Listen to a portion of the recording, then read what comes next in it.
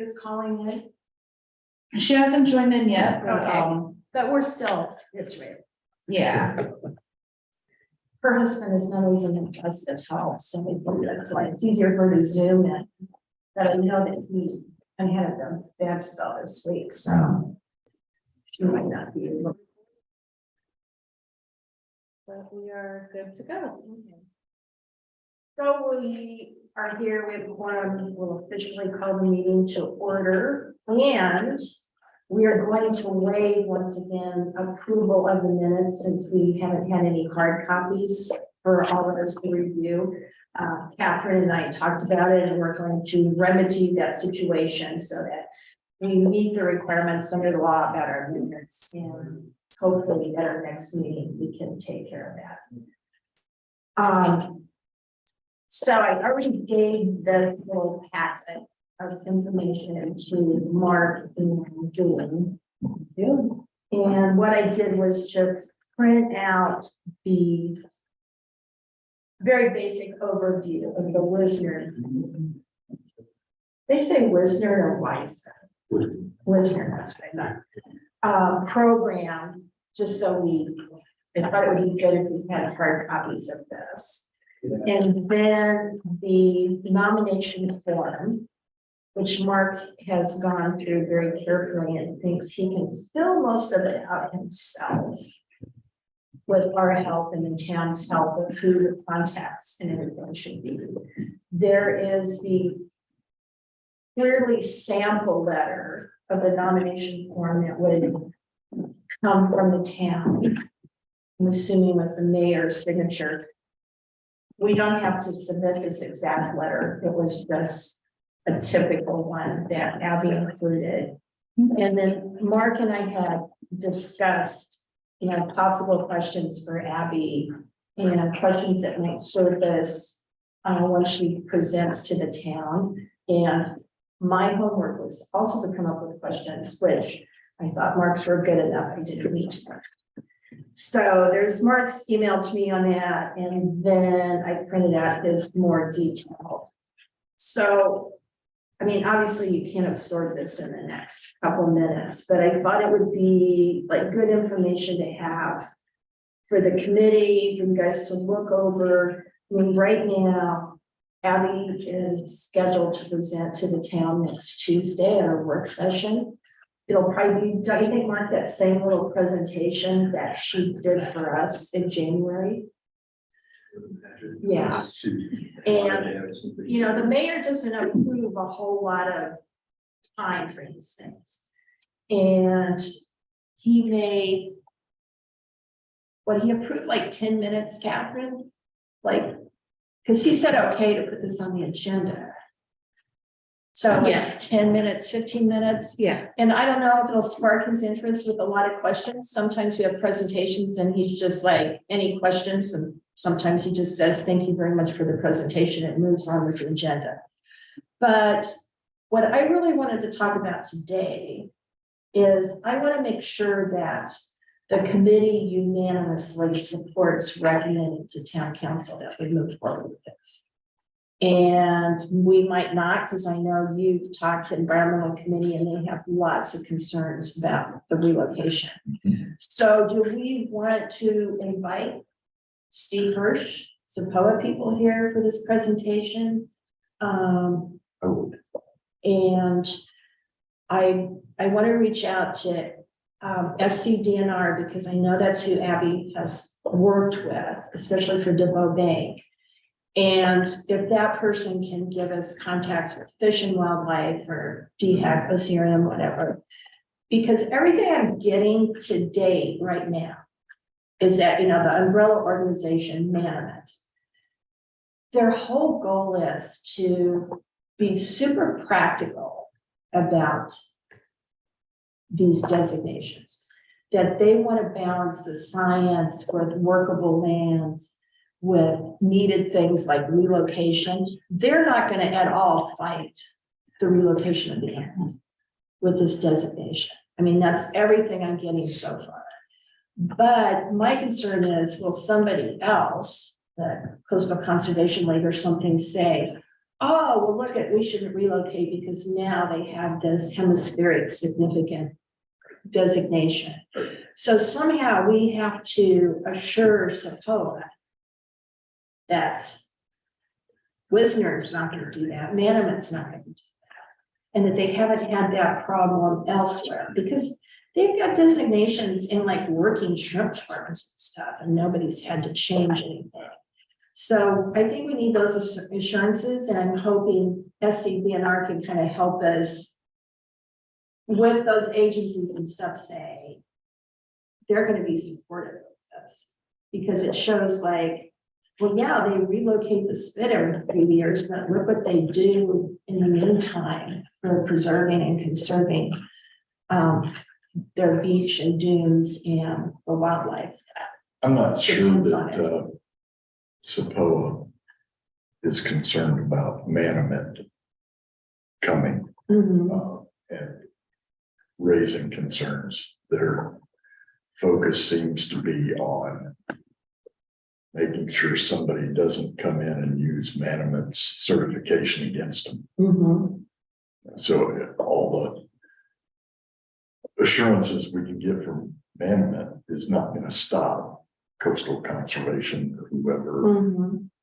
coming in and you doing exactly what you just said. And you know, my other thing is though, they're gonna criticize relocation, no matter what, if we get this designation or not. Just like last time, there'll be the editorials in the Post and Courier and, oh, Seabrook is so green, oh, except when they want to relocate the spit so they have more beach. So whether we pursue this, which I personally think it's a great thing to be proud of for the community if we got it, we're gonna get criticized when we relocate the spit anyway. Now, I think we've got,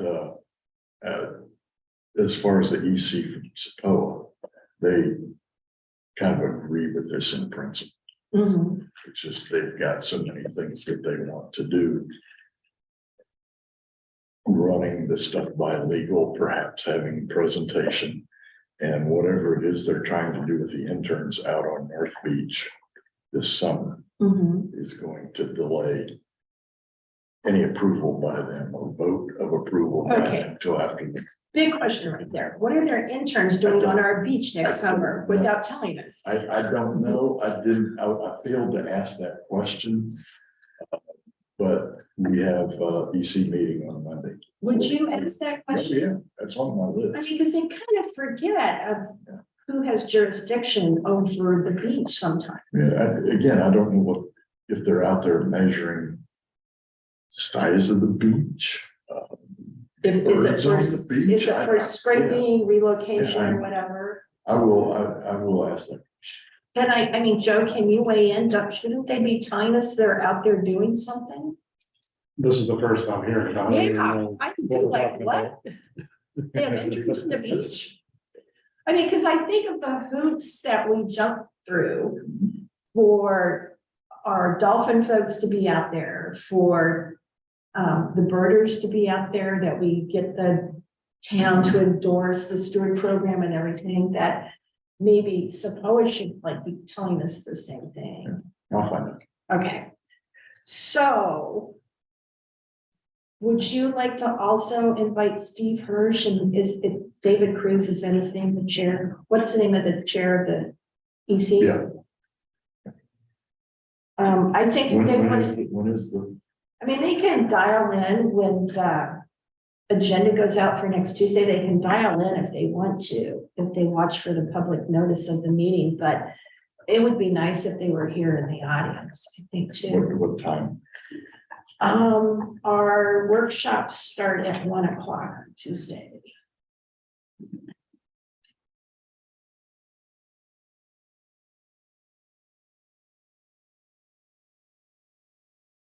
And Abby's gonna be giving her presentation.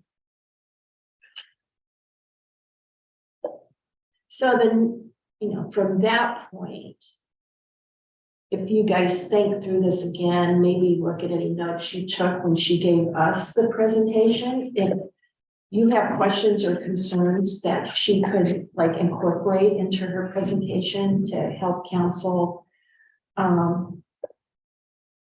you know, I just don't know what term do I use? My mom always said, doesn't boil everybody's egg, whatever that meant.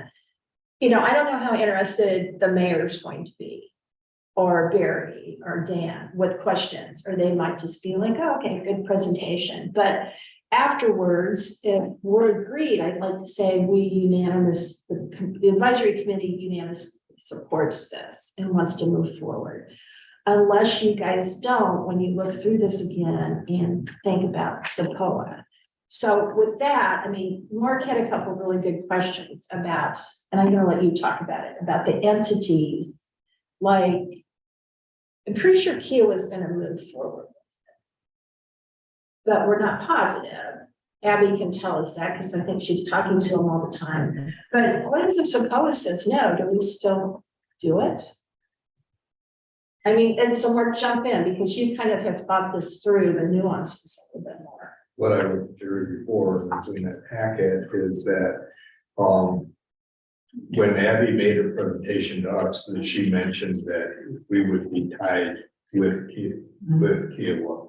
And so there are two governing entities here. There may be 4 or 5 over on Kiowa.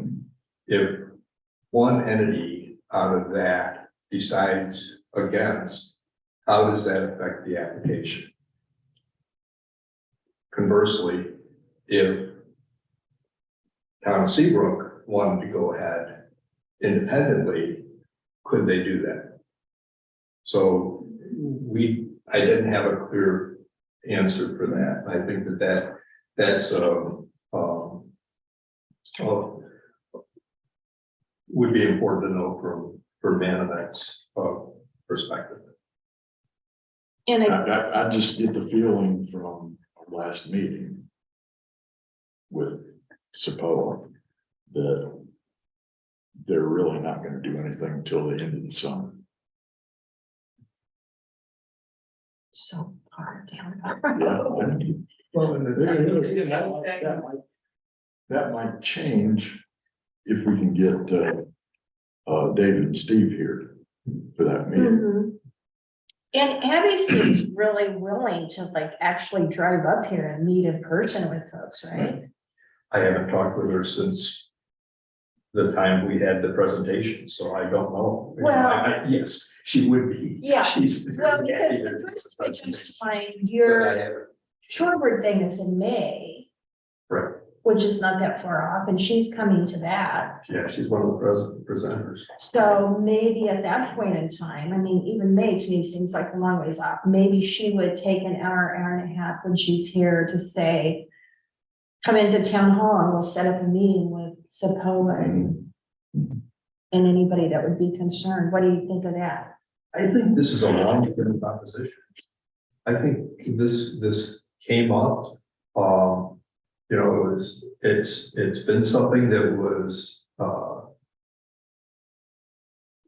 in that paper that we Mhm. passed around, that sort of, but it's been an idea that's been there in terms of how important Seabrook and Kiowa are to shorebirds. And but I think that it would, if it takes us a few months to get everybody on board, I would think that would be fine. I think it's probably gonna take a few months if you've got 5 entities on Kiowa to get everybody on. It's not that I don't understand taking a few months. I just don't want to wait till like next August to continue the conversation. But I wanted to start. we as the town could be first, Yeah. and hopefully everybody else falls in line. Mhm. So one of the questions that Mark came up with that I think is real important. So say we get designated. And then the umpteenth time through the Supreme Court, they're building houses out there on the spit. Or, you know, that. At some point, is it gonna get approved or is the hurricane gonna wash away the spit? I mean, I think that's the only, something has to end that debate. But, so we get designated, or if we don't have assurance from Manomet that they're okay with relocating the spit, So say we relocate the spit, they change their mind. If they take the designation away from us, wouldn't that be just horrid press? Oh, Seabrook can't take care of the neighbors and the designation got revoked. So I thought that was a good point that Mark made in his question, you know, all of a sudden they're building houses out there. So just something to consider if we're gonna make this recommendation to move. I had asked her about that prior to bringing that to the committee at one time. And that just not happened where they've taken the. They've never designation taken one away. away. But I think that it's a valid question. I think that if this is, you know, if this was a contract, you'd want to know what the terms were to start the contract and what the terms would be to end the contract and to understand the whole picture. So that was the main thing on that. And it has, again, it was more focused on the uncertainties of this question of the entities on Kiowa, because they're more diverse than what our entities are here. But how does that affect us? Why would, I understand that their goal is to have a DeVoe Seabrook Kiowa designation. But they wouldn't take it away from DeVoe. They wouldn't take it away from Seabrook because they built houses over there on the spit. Might take it away from Kiowa. I mean, no matter what Kiowa decides to do, I mean, it'd be nice because I think the three that Abby talks about would be so wonderful. I want Seabrook to get it, whether Kiowa does or not. And I like that. It goes to that question or to the statement that was made in the presentation that they would carry Seabrook's application with Kiowa's, and just to understand, can we do this? Can Seabrook go on our own?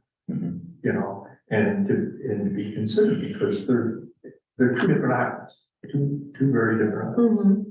And I would just want to have that answer. I agree with you. I don't think that they're going to take it away because something happened on Kiowa, they're not going to take it away from us. Right.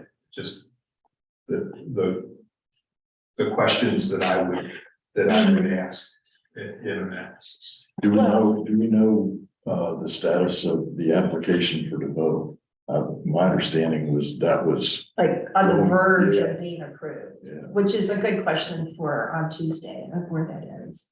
And she may just include that in her presentation because she made such a point of talking about DeVoe in the other presentation. I guess a question too is if Sepoa just said, no, we're not going to support this, or we're not going to take a position on it, would Manomet still move forward with it without the POA, since it's such an integral part of the community?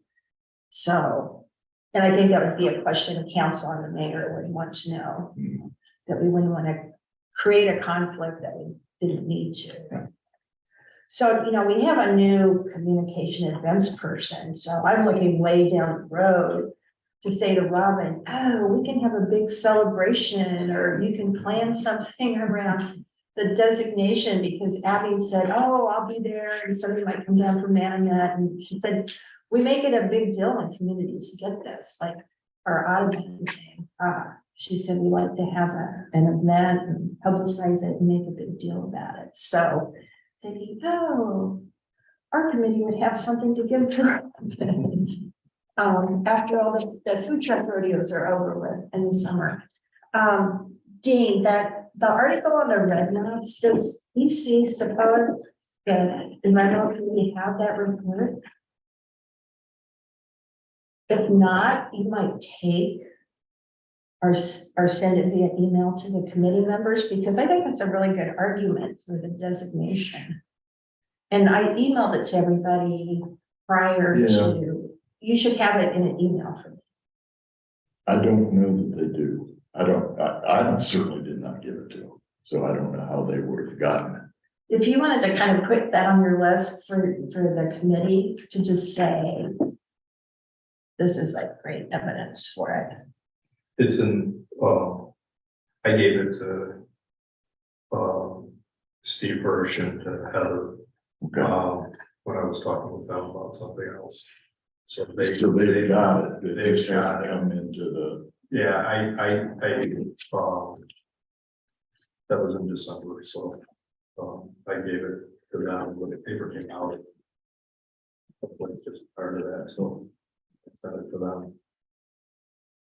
So Martha, that's this one, thoughts here?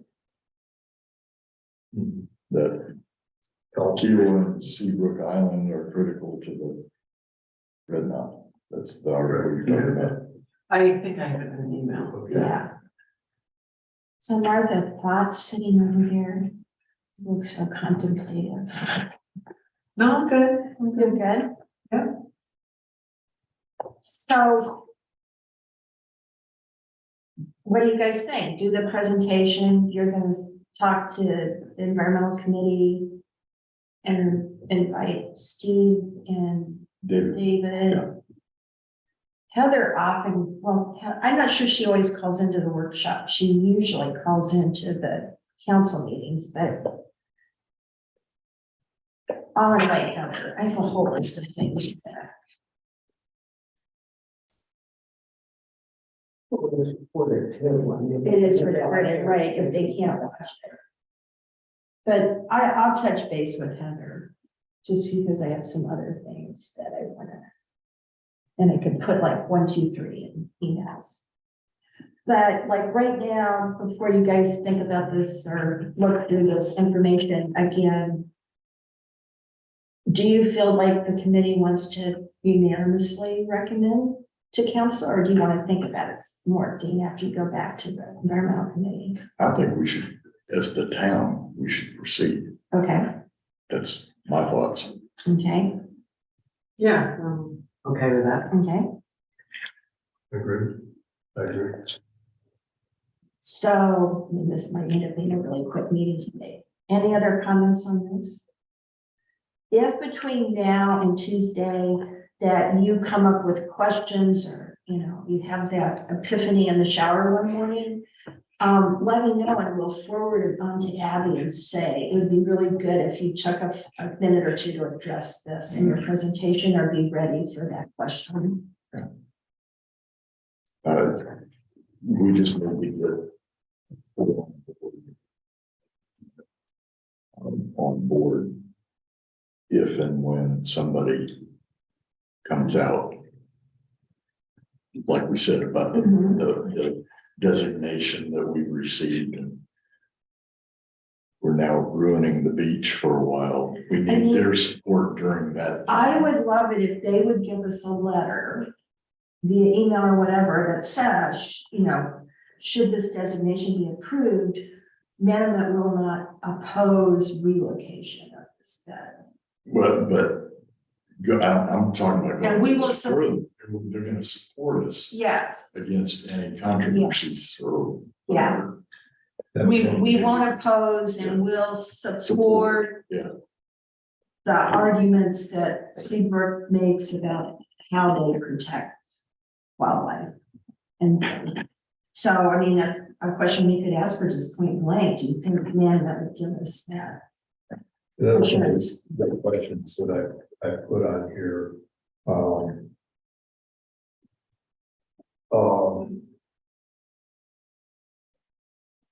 In a couple forms, but one, the simplest was knowing that we are an engineered beach, will Wizard stand by us when Seabrook's applications are challenged by other Yeah, conservation there you groups? go. Yeah, That's yeah, perfect. that's good. That's You it. know, so that because obviously in looking at this application, they're gonna look, you know, the question comes up about the beach management plan, Mhm. the engineering, all that will be part of the application.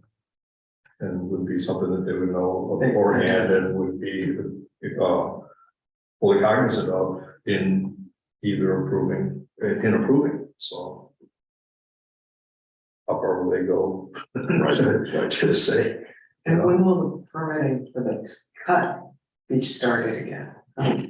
It's getting ready to be started. It's, my understanding, it's like a 3-year process. And, their goal is to. Even though we've done it. before. Yeah. Yeah, because they have to do the surveys and all the aerial stuff all over again, Right. and they go out and they look at the currents and, plus just So is it then. 2027, is that? Yeah, my understanding is it's somewhere around 27, 20, it might be back to 28, someplace in there. Had you guys moved here yet when they relocated? out last year? Yeah, we were here a week, gone a week, here a week, and Oh, okay. I mean, they use really big we machines. watched it on, because they had a video at some point. Yeah. of the machine. Yeah, we watched, yeah. Watch the big equipment fall into the water. Steve, why that wasn't on the video anymore. Did they take that off? Apparently they got it out and Really? semi cleaned it up and it worked just fine. Oh, really? You That's were what doing that mine salt runs? So you kind of, when that was going on, this is an aside, but you kind of figured out the guys who played with dump trucks and stuff when they were little. Because like, I didn't think about my husband, but I mean, we're friends with boats and the guys like love going out there and getting like up close and personal. Not only guys. And I mean, it was they're like, yeah, it's a big truck, look at all the axles. It did. I was like, steel toe boots and a hard hat to work. Yeah, I was gonna say, you were an engineer, but they were like, look how many axles on that dump truck, and I'm like, what, huh? So they're like, let's go out again tomorrow and watch them, I'm like, what? So, that was just interesting, I mean, I never expected that from my husband, but it's like. When we used to go on vacation, every time there's a big hole in the ground, we have to go over and see what's my kids are like, what are you doing? We're peering through the the concrete, yeah, I mean, construction fences. Oh, you would love that in New York, when you walk around and they torn down a building and they're digging the hole in the foundation and everything. Okay, so we kind of know where we're going with Whizzer. And you guys are comfortable with it. Okay, good day. So, back to revising the beach ordinance. This will be quick. This is not gonna be a super long meeting. So I was gonna ask you guys. Should I use Excel spreadsheet? Would you like my chart as we talk through this, or do you care? No, that'd be nice. I mean. Or I could just do another one of these and write later, but it like says C notes and then, you know, I have on scribbled notes with my chair. But I can put that on my to-do list, if you guys think this would be helpful over the next couple of months. Yeah, see what everybody Please. else is. Okay, Then that's what it has the, what. this is like, I've read every ordinance from these 5. And made little notes about, I have dogs, holes, picnics, lifeguards, wind-driven vehicles, commercial activities, plastic balloons, styrofoam glass, smoke, I mean, so I kind of went through and made little notes, and sometimes I just can't put no or yes, and I expanded on what the ordinance said and where the language was good if we wanted to copy it. So I will do that. So I also wanted to ask you about, you saw Mr. Demler's most recent about, he was one of the adamant people about it. Do you think it is worthwhile for us to have a stakeholder meeting and invite those fishermen in? Or do you think their input via the emails is sufficient and that we've made note of all their concerns? Or do you guys, are you still comfortable even with those objections? And granted, it's only been a handful. Objections from the fishermen that we're not banning fishing, we're only restricting it for a few hours a day. If you're still comfortable with that, even though we've had less than 6 people really say no to it.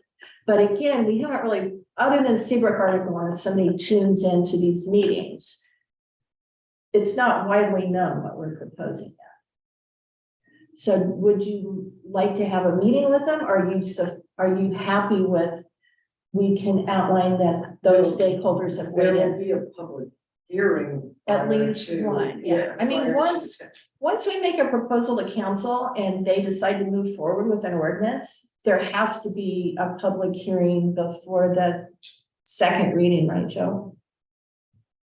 So, yeah, there'll be at least one public hearing. You know, the mayor could ask to have other meetings. Unless I read that email string incorrectly, it seemed to me like he thought we were banning fishing.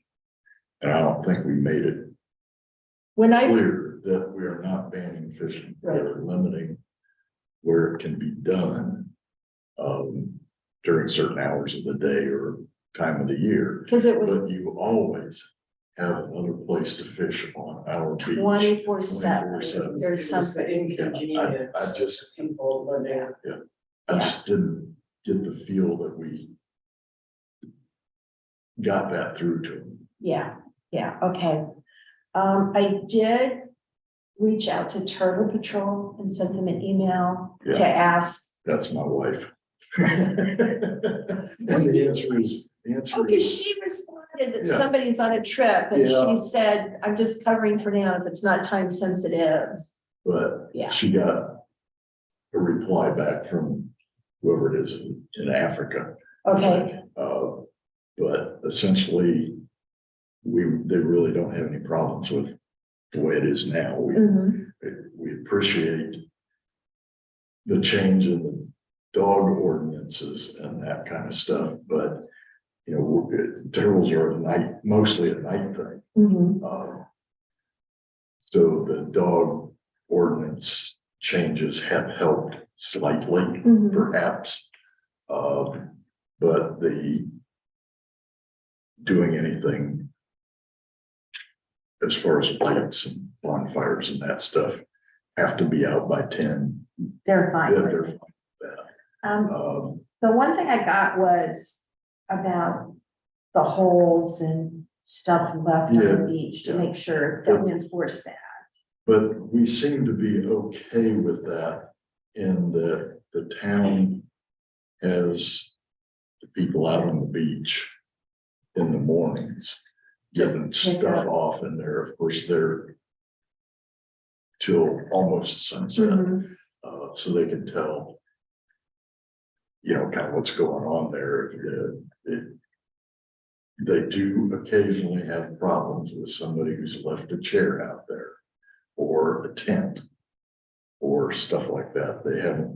I have not heard that they've got any big issues with somebody digging a big deep hole.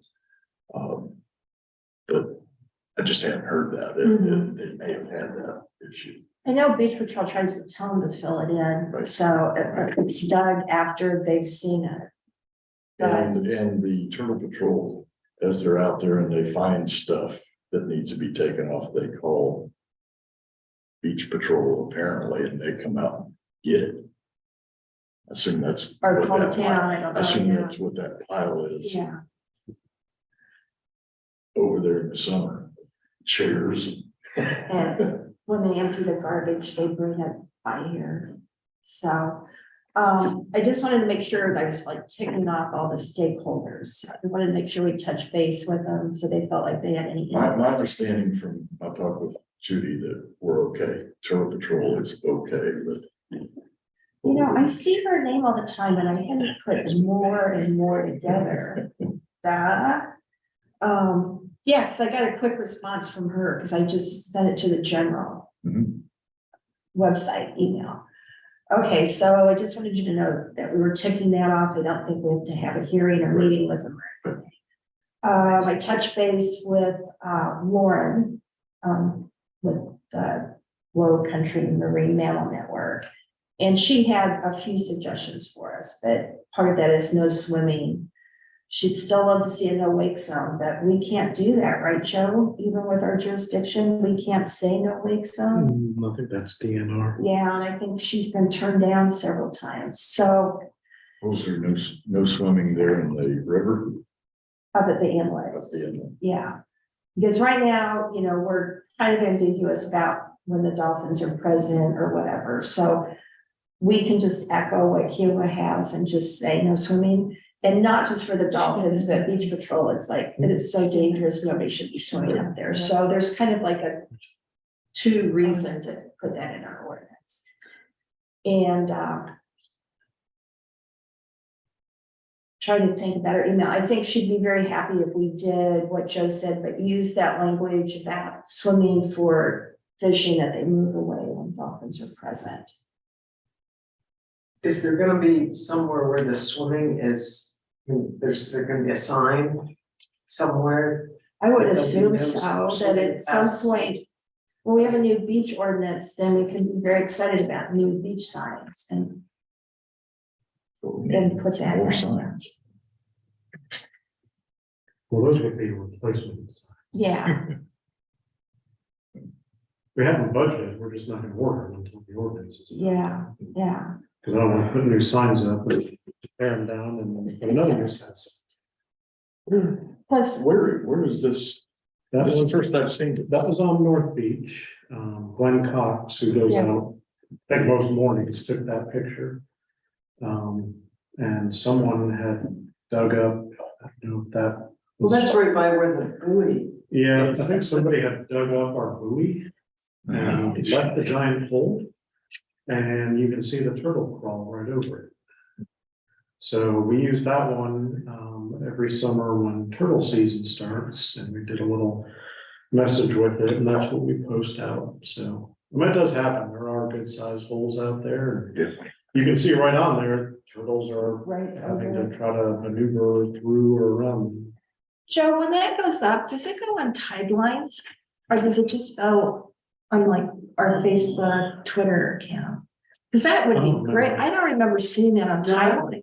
Remember seeing that? That would be really good for timelines once turtle season starts. And Sea Looker. Oh, yeah. Maybe even the island connection, because it's kind of both. Mhm. Well, probably the bigger issue here is, I would imagine most people who live here know not to leave giant holes on the beach. Yeah. But it's- it's reaching those who don't live here. But it's So just- having it in our short-term rental packets and you know, Yeah. those type things. But it's the same thing in Seabrooker and Island Connection, they always have that lights out thing. Yeah. And everybody here knows that the lights gotta be out, so it's, And you know what? I love most of my Seabrook neighbors, but to say that most of them know is not an accurate statement. I well, mean, again, that picture and all that stuff on there. Tells a story just like that. But I get people say, what, I mean, they've lived here for 15 years. What's this about like dolphins?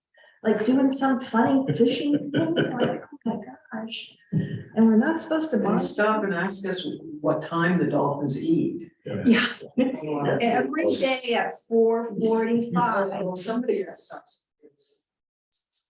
and we feed the dolphins. Oh. And we call out their names and they come swimming over. Yeah. So anyway, I wanted to tell you, I reached out to Turtle Patrol, double checked with Warren. Martha and I had a long discussion about the dogs, that organization, whether we needed to get them involved anymore. And kind of, she said, no, we're good, right? I think so, I think that, Yeah. I'm not sure it would add anything, and there might be some questions. And the environmental committee, I don't know if we need to, you know, the big thing we're gonna have to tackle. And I mean, at some point I need to sit down with Joe and Tyler and talk about fires on the beach and how we want to, what the committee might recommend to council. I have a lot of pictures from this morning of burnt wood all over the beach. Really? Really? Yes. Because we just had the full moon bonfire, what, Tuesday? Mhm. And just right in that area between 1 and 2, there wasn't anything on the beach. And surprisingly, when we got down there, Sapoa truck was on the beach. Oh, really checking? Yeah. Because So that's, And were there other fires? Just There was curious. no other fires Tuesday, so it had been a day's day Thursday. It Mhm. either had been washed up from someplace else, or there was a fire out there last night. I don't know where you were. Between 1 and 2. 1 and 2. Yeah, there's nothing there between 1 and 2 Tuesday night. but I mean, again, we don't have to make a decision today, but really think about this. We need to talk to Tyler and Joe about if the town took over the permitting. Then we have to also take over the enforcement. And Tyler mentioned he had applications out for part-time enforcement officers, but I haven't talked to Tyler about what hours they're gonna be around. Could they be on the beach to check permits, or are they in the morning? If we took it over, do we charge for permits like Sullivan's Island does? Is it a refundable charge? If we go out there the next day, but it all boils down to somebody has to go out and make sure the people having fires have permits. And And the surprisingly, there next was day, someone there Tuesday. Do we, I asked this last time, do we know how many fires there are every month? The POA must have a record of how many permits Yes, they fill. I will ask that again. If she has like a month-to-month permit. And they say, and we don't have any problems, but my point is, how many fires are out there without permits if nobody's out there checking? Mhm. She said, oh, people get permits and we tell them, we can tell them whatever the rules are in the permit. Well, that's fine, but how many people look down the beach and say, oh, wow, there's a fire. Wouldn't that be fun? Let's build a fire. And I still think if there's a fee that's refundable, people are more apt to follow cleanup if they know they're not gonna get their refund back if they don't. if they are permitted. Correct, if they're permitted. But again, and I go back to, putting a burden on staff and limited enforcement capabilities. So if we put a fee on there, then somebody has to go out, know where the fire was. Mhm. I mean, you can do it 2 ways between some of these communities. I think at Sullivan's Island, you actually have to walk in and apply in person and write a check. And they tear up your check and But how do they enforce it? they have, well, Do they have somebody out there every night to make sure that they've got? at Sullivan's, I They think have a police department. they have a police department, and also the fire department gives the approval the day of. So if it's windy or something, they'll say, we're revoking the permit. And they're out there too. So between the police department and the fire Okay. department, As long as somebody's out there. but Yeah. That's, again, the crux of our entire plan. right. And the same with Kiowa. Before you apply to the city for a permit, you have to go have Johns Island Fire Department say, yes, the permit's okay, where you want to have it and when, and then the city signs off on it. And as far as I know, I don't think Kiowa. Kira doesn't allow fires, do they? At all? I didn't think they No did. fires except as permitted by the town. And so they then in their ordinance, it's like you go to Johns Island Fire Department, you get it okay, and then the town might permit it.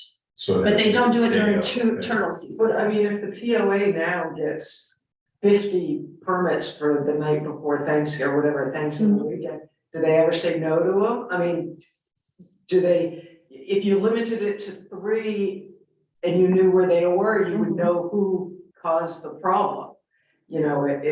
If they just would permit any number of, I mean, if Sapoa keeps it, I wanted to say that you can only do fires out certain boardwalks. right, that also makes checking the next Easier. easier. Because especially if it stays above the high tide mark, some of those, on some of those boardwalks, you're right up against the dune grass, and that's where that picture of charred dune grass is. Of which could, on a windy night, like burn down houses. I mean, environmental things aside of what, when they're melting red cups and stuff in there, so. Anyway, I really think we'll come back to this with actual language, you guys think it through, but I need to talk to Joe and Tyler of what's doable enforcement wise if the town took it back. So, On this, now, are people required to pick up charred wood or ashes and move the charred wood off the beach? I believe it says ashes or you can leave unburned wood, you're supposed to take it off. but they're supposed to dig enough of a hole to Right. bury it. What we're seeing. But is it partially- it varies until And the then high it- tide comes in, and then it's the next morning, I mean, we see a ton of little pieces, and I guess there's not, but we also, this morning, there were some totally unburned, you know, square, that were not natural logs, they were pieces of wood. Well, It- it's, it- I'm sorry, go ahead, It's Mark. kind of, No, no, but if the fire was built above the high tide line where it's supposed to be built, then the tide would be washing out those It fire. was, except in the king tide, and yeah. Yeah. Yeah, so they're fires that are built in violation of the permit. well, if they're on wet sand, they're in violation of permit, because the town already says no fires on the beach. But again, it's enforcement, who do we have down there? I don't, Sapo might ask for your fire permit. And then they just keep driving. A couple of the pictures we have of fires were 14, 15 residents, permanent residents of Seabrook down on the wet sand. And no matter how they bury that, when the tide comes in, it washes. That's happened back when they were allowed to have their 2 buckets of water. It's a ton. Once the water starts washing underneath their chairs, it's like fire's over. And that's the end of it. So again, it's an enforcement issue, and so, What if we treated it like we do pretty much anything else that doesn't permit? So if you want to build a house, do an addition, whatever, you go to SAPOA first. You get approval from them, but then you still have to come here. So you basically would have 2 separate approvals. But then it also gives the option of having 2 different sets of eyes on it. So, you know, if they're out there and they see someone, they can enforce a violation of their approval. Mhm. If we have code enforcement, we see something, then we can enforce a violation of our approval. so it'd be like a 2-step process, but instead of like town and fire department, it would be SAPOA in the town. I mean, it could be fire department if you didn't want the town to be involved. Mhm. Since we have the code enforcement officers, it would probably make more sense for the town to do it, but I mean, it could be the fire department. So, Joe, like, how hard would it be if we had a refundable deposit? So that if we have to send somebody out to clean stuff up, you don't get your deposit back. Let me just ask, why does it have to be refundable? Well, Because everything else we do is a charge for service. That's what we're using. You know, we have a short-term rental permit and we charge fees for that and we use that for code enforcement. I mean, I started with it not being refundable, like even just $10 or $25, but some of the pushback I got was, well, maybe residents don't only pay 10, but renters have to pay the 50 or 100. I mean, it's really steep on Sullivan's. It's like 250 and 500, I think. And that would cut down on some of the fires. I mean, if somebody had to put, And also then that if you don't have a permit, it's a fairly steep fine that you don't have a permit, and it would be in our rental packets and stuff. But how hard would it be for the town to process that? Well, I'll defer to our treasurer on that. Well, I'll also say that if we're gonna be issuing permits for that, and we're gonna be monitoring that, then it needs to be, you have fires in a certain place. Oh, Like anything beyond that, so I don't wanna, if I'm gonna be the one signing off on it, I do not wanna be saying this spot on the beach is good, this spot on the beach is not. I don't have the ability to make that determination. That's arbitrary and it should be established areas unless we want to use like the baseline, but like. It's a struggle to get people to bring me what I need to review a construction Mhm. plan set. I do not want to have to be regularly pulling teeth to get what we need for a fire. Like, you know, where I'm just saying, like, we need to have very established. This is where you do it. And if someone's already doing it there, bummer, try again tomorrow. Yeah, I mean, Um, from like month to month, unless we have some huge storm or king tide, I don't think it changes that much out the boardwalks from year to year. It gradually does, but I think we could start a season saying no fires out boardwalk 5. Isn't that the one that comes right up? So I think we could say like, you can only have beach fires out boardwalks 1, 2, 6, whatever. Is there any merit to building that? We're gonna have, and I'm just talking out loud here, but if you're gonna have established areas where you're having that. Is there any merit to like building fire pits? I mean, like something more established that is, this is where you have it, so that it's less of a. People arbitrarily making their fire and more so this is where everything goes and stays. Maybe there's gonna be more focus on. Your issue there is that king tides and Turtles. blowing winds and turtles and all that stuff are gonna destroy Like- any fire. Permanent, Permitting for. yeah. Like a boardwalk there too, be covered in sand with the rough storm. I mean, just like that bench and covered in sand after a couple months. Just so. Yeah, Yeah, And the great spot to have done that would have been where they redid all that stuff at Boardwalk 8. Just stick some fire pits. Oh, up above. Yeah. Yeah. And the other thing we could do too is, if the town took it over, we could say only so many permits a night, there's only 5 or 6, or, and I'm sorry, there aren't any available permits, it's just the computer cuts it off, like saying there's none available. And on the refundable side, I would say it's a little bit of a hassle, if I'm gonna be honest, trying to account for the money, because you wanna put it in. Because I've seen it before, Don, where you just have it locked in a safe, but that's not very secure, and I don't like Mhm. personally just having loose cash or checks just Yeah, I think sitting. when I look at Sullivan's, I think they have to walk in, a plain person, use a check. And then they tear up the check. and are we doing inspections after each fire then? Well, that's part of that whole enforcement question for you guys. Who's out there in the morning to say these people didn't clean up and they're burning stuff they're not supposed to burn? Well, we have during the peak season, we have the code enforcement officers that are out they're out late. Normally it was 10 or 11, just because most of them, I mean, to some degree, I have to be semi-flexible with people that are driving from North Charleston or further to come out here. The Right. fact that they want to come period is kind of big enough. So I give a little flexibility with regard to hours. Most of them work till at the latest, like 10 or 11, because At they night? have at the latest. Yeah. I mean, like currently, like our weekend code enforcement coverage, like on Saturdays, is 11 a.m. to 7 p.m. Because he lives way too far from here to, I don't understand why he doesn't drive every weekend, but 11 to 7 are the hours that work for him.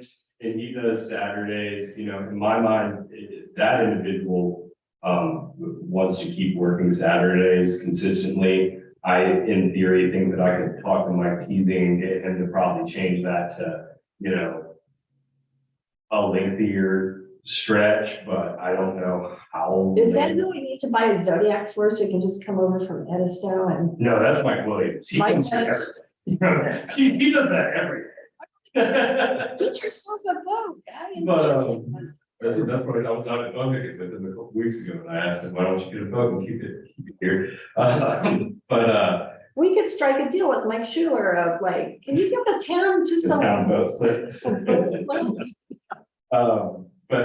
And then Ed's out here 6 o'clock in the morning. Well, and Ed's, and Yeah, then, so he's Mike Teasing and Ed Rooney are currently the only part-time code enforcement staff that we have. Ed is out here currently in this more off-season time. He's out here Tuesday and Thursday mornings, some evenings, but then Sundays he comes, his scheduling requirements vary, so he comes Sundays anytime, whether that's from early morning to like midday, or sometimes he comes out midday to evening. We have more consistent coverage during the peak season where I actually break it out into blocks of hours of coverage. In the last year, I'd have to look back, but I believe most of those shifts ended around 10 or 11. I don't think we had anyone going until midnight or later. Certainly not later than midnight every year. I mean, for fires on the beach, we.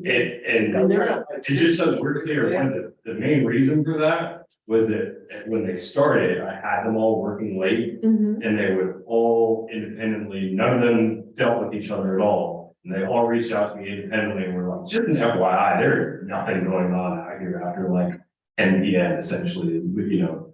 And so I kind of tweaked their schedules accordingly. So the whole point being is, if we're gonna have them out here super late, it sounds like it's just gonna be for fire. Well, Based off from the feedback that I've gotten from that. and I think like the fire thing, probably if somebody's like cruising the beach at 7 to check that everybody has a permit, don't you think that catches most everybody, Dean, that goes down for a fire? 7, 8 Fires are going to be set up after 5. right at sunset or earlier. Nobody's gonna wait till 9 o'clock to go down Right. and have a, Because the Bonfire, permit says so- you can't start it before 5 o'clock. yeah, so. Well, and 5 o'clock kind of works in the winter. Right, 5 o'clock is. nothing. Yes, Yeah. way too early. So this is a question that I don't know, and I've never gone down the beach to look. Do people build fires on the Edisto Beach? Yes, which is underwater. Hmm. Oh, Edisto, oh, Yeah.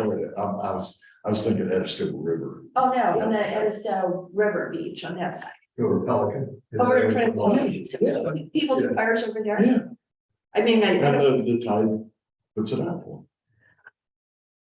them. okay, That's, I've seen them sitting there on boardwalk 8, mhm, looking at it. I always look towards the sun, mhm, and sure enough, every once in a while, you'll see flames down there. mhm.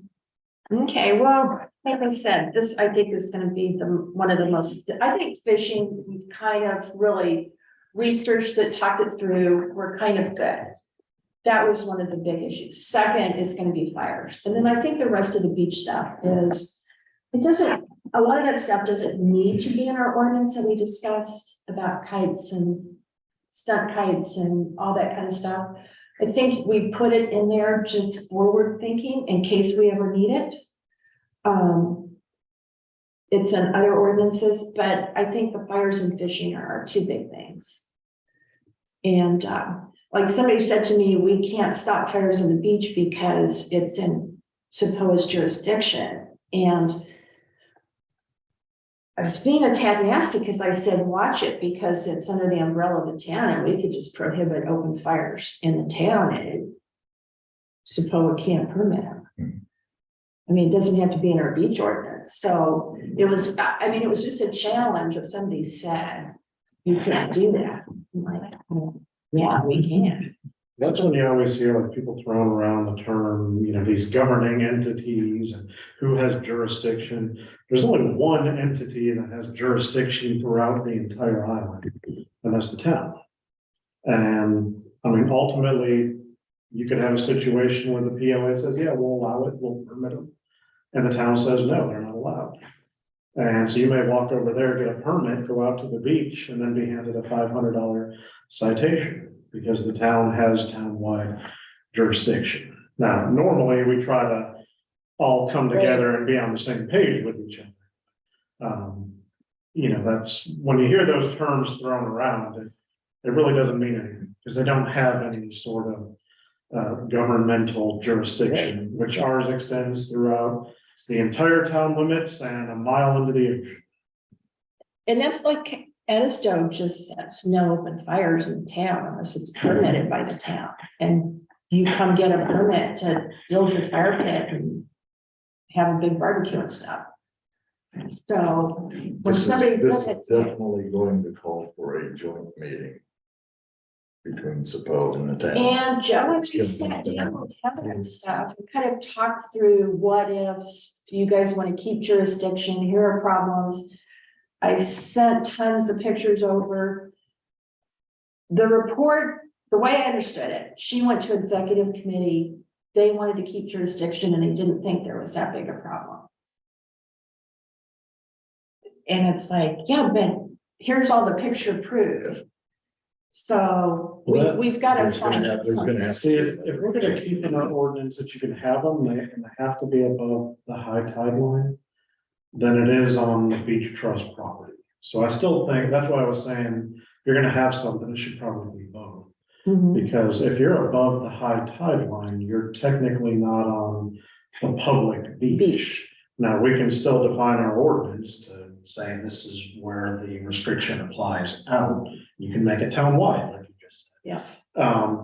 But if they're above the high tide line, which they're supposed to be right now, then they are on the POA's property. I don't think we should be exclusively permitting something on their property.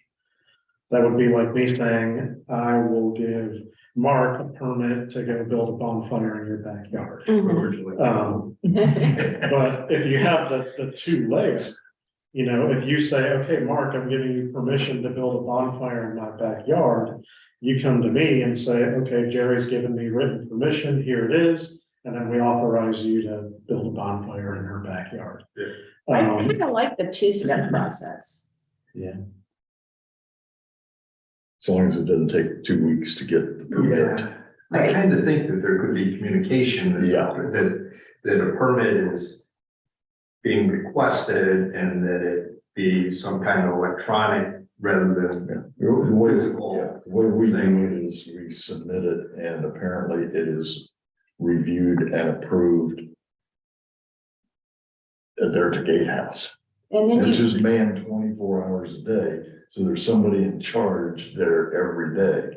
So if we want to do something on Sunday, even on the spur of the moment, we could go ahead and send something in Friday or Saturday. And they've got a 24-hour or less response time. And oh, by the way, town hall's closed. So that's the end of that. so we could, I mean, right now you're supposed to do it 24 hours in advance, I guess. 48 is too much, it's not spontaneous. Well, yeah, as far as what we do for the full Yeah. moon, we know when full moon Right, is. and then, you know, once they approve it, then when it comes back, there's other information about when, and so I've talked to Heather about, I think she changed it a little bit to say something about if you're in the wet sand, you're in violation of this permit or something. I don't know why we want to make it easier for people. Do they have the ability, if somebody is on the wet sand, do they have the ability to enforce it? I don't, I mean, Because that's they're- where I like throwing They're my off hands. of their property. So they don't have the ability, I mean, I don't think they wouldn't have the ability. That's. But their a question, permit because is it's the one not, that says it's not it on has to their be. property. Right. It's not on the beach trust property. But those people still, like the picture of this big group of people with their fire on the wet sand, I was told they had a permit. And I'm like, yeah, but they're in violation of our beach ordinance. They're in But violation of Do their. they tell them just to Yeah. put, would they tell them just to put it out? They don't give tickets, do they? Do they give But fines? if they're not on the POA's property. Right, that's what I'm PO saying. the Would they, PO can't do would it. they tell them to put it out though? So that's the I reason would- it probably needs to be a joint decision that you come up with a policy that says, you know, that we have an issue, we would like to have fires. This is how we can work together between POA and the town to get these things done, because it is this more complicated enforcement issue of jurisdictions and things like that. Would that work? You know, one thing I can tell you that when we met with Beach Patrol and they were talking about. And they're like, we can't believe like all the fires on the Seabrook Beach, like. They'll be over on Kiowa and look over and they'll just see like, they said like one night they counted like 12 of them. And that's to Martha's point, like. They also said they couldn't Permits, believe, right? they also said they couldn't believe being allowed during turtle season. Yeah, We're telling people to turn their lights off, but you can have fire. No, but they're they're telling them outlets. it's 10 o'clock. and that's lights out by Everything's 10. 10 and fires out by 10. Now, they will claim that not all the fires are out by 10 because they're over on the Kiowa Beach at midnight going, there's 3 or 4 fires over there. Yeah. I mean, We had somebody looking over towards Kiowa last Tuesday night and said they've got a bonfire out there on Kiowa Beach. mhm. And I know that's probably not true, I mean, because they don't allow the bonfires. And I looked over there and I said, I see kind of a yellowish light way off in the distance, but it's not flickering. But it says they're allowed if they're permitted by There the was town. there was no fire there.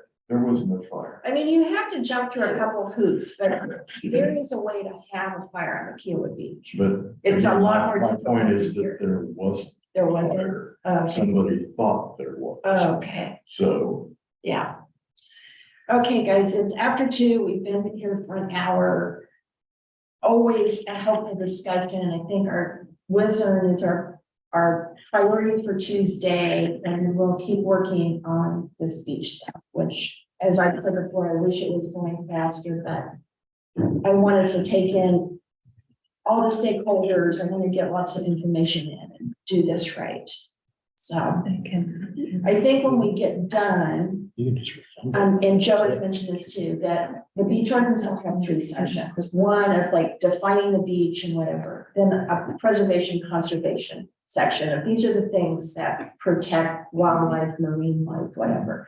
And then our general rules that we've talked about, fishing and dogs and commercial activities and don't do it stuff with kite or drones or. there's something in the paper today about one of the beaches around here did something about Myrtle Beach. Myrtle Beach. photography and It was in the paper this morning, Yeah. Barry read it to me. Not only are they requiring the photographers and all the people. They have to have a business license, but they also have to come in and get a permit and pay for a permit. To go do a To go family do photo a shoot, wedding, yes, or a wedding or. Well, whatever. It's commercial activity. yeah, it's a commercial commercial activity. activity. and it was, but So I mean, we definitely need to better define and permit that in our ordinance. So Joe, did the yoga person get back to you? There was a lot of back and forth. I don't know where it landed. Tyler, I think, was the last one to. I told her a lot of things that she couldn't do.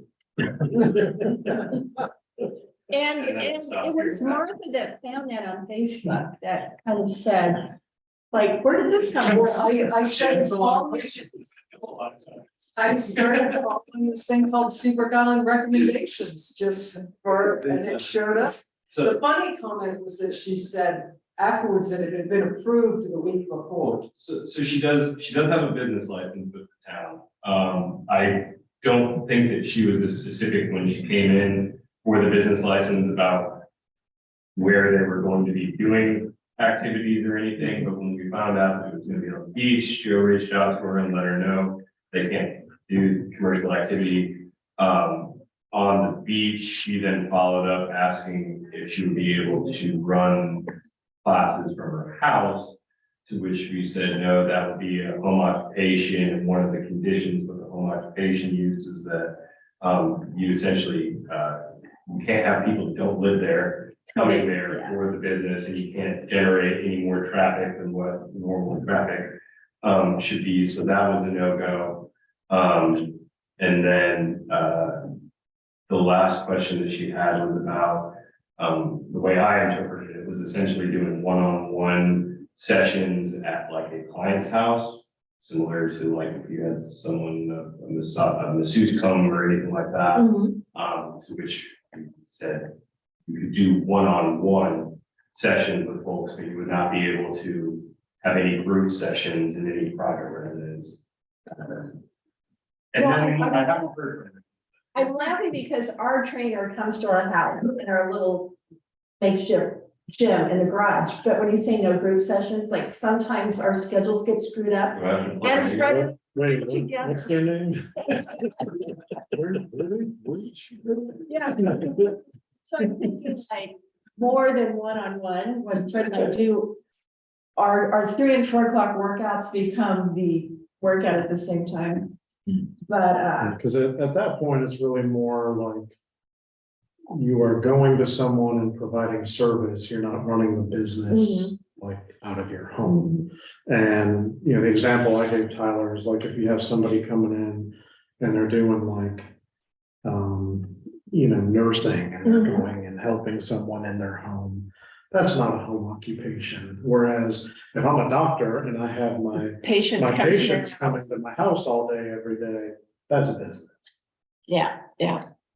And because our trainer is so diligent about getting her business license, it's one of the reasons when I see other things advertised, I'm always shooting Linda and Joe an email.